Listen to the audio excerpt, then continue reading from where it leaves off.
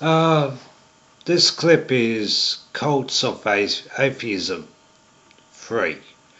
If you've seen the previous two clips I've done about this subject, you will notice that I've divided what's called atheism into two lots. The first being the likes of Buddhism, which is an atheist religion, so to speak. They do not believe in a creator God. If you check it further, you'll see that I mentioned various, I suppose you'd say, cults that are on the fringe,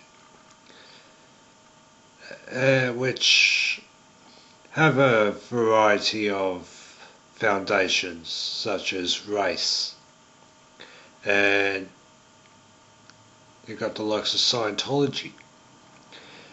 But one part I wanted to point out was what is called Western atheism, which is the atheism that is predominant in Western countries. And I made the claim, and I will back it up in other clips, that this Western atheism is not really atheist. They don't really explain what it is. Western atheism is divided into three parts that I can make out, and the sorts of people that follow them.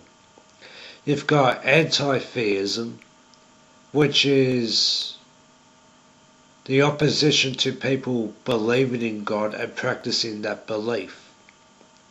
Then you've got misotheism, which is the hatred of God. And you've got maltheism, which is the belief that there is a God, but he's evil.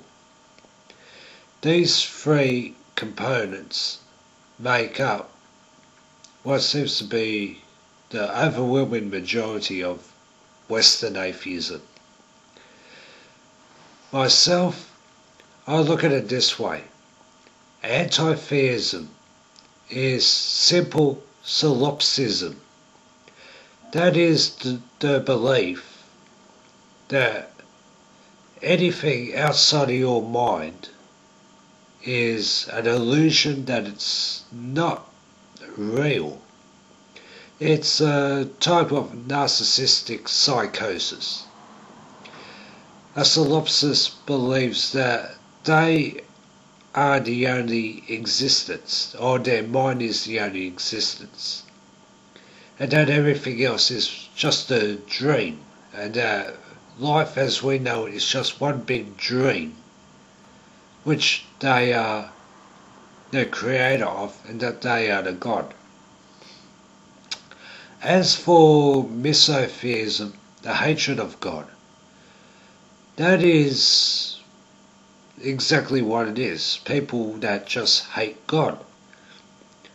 And even though it is something you would associate with so-called atheism, if you hate God, then how can you be an atheist? It doesn't add up. I find that misotheism is more properly called molochism. That is the worship of Moloch. And with the molochism, you'll find that these Western atheists are very big on abortion, which was the way that people sacrificed to Moloch in ancient times, and it's simply been revised into today's era by the likes of, in the United States, Planned Parenthood, who have been fanatical about this. And yet they seem to think it's something that shouldn't be done. Now, with maltheism, all you're really seeing is a type of, how do you say, revised Gnosticism. Gnosticism is an umbrella term, but there is a branch within Gnosticism that believes that there is a God, the God of Abraham, and that God is evil. And you can see, have a look at these three components. You'll see that within Western atheism, these components, even though they may not be of the exact same, not the exact same targets or long-term goals, but they all complement each other. People who hate the belief in God will also hate God, and they will also say God is evil. They complement each other.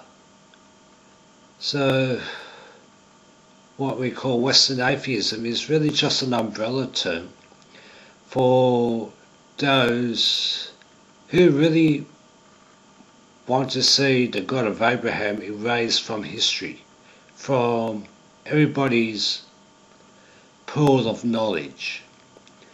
Now, if you look at the people who propagate these things, and you see in Western atheism there's a scale, usually 1 to 7. So if you rank 1 in this scale, then you are a theist. If you rank 7, you are an absolute atheist. But most of the people who push this Western atheism would rank themselves as 6 out of 7, which means what they profess to say and what they actually believe are two different things. It's as though they've left a back door open for a belief in a yet to be designated God. But